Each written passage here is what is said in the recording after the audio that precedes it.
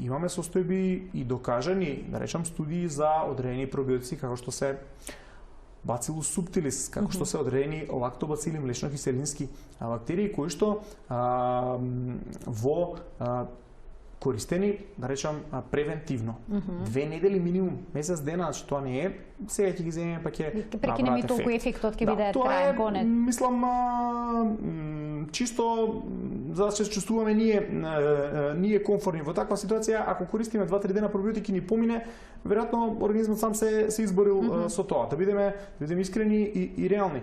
Треба да се користи барем 2 недели до месец дена, за да ние стабилизираме нашата цревна микрофлора или воопшто да дискутираме за некоја превентива од имунитетски аспект.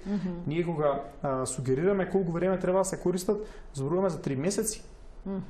3 месеци. Така. Да бидеме реални, да постигнеме на вистина заштита, бидејќи и кога ќе престанеме да ги земаме ние соодветниве пробиотици, нивоата на покачени имуноглобулини остануваат и по 2, 3, 4 недели, барем 2 пати, 3 пати повеќе од вообичаената состојба, така да имаме пролонгирана заштита и ефектот е пролонгиран. Така да, во таа смисла, се користни не само за цревниот имунитет, туку и за респираторниот. Дискутираме за намалување на времетраење за, ако треба инфекција, ќе бидам сега вака фигуративен, ако треба да трае 1 недела, ќе трае 2-3 дена пократко, што во секој случај и со помали симптоми.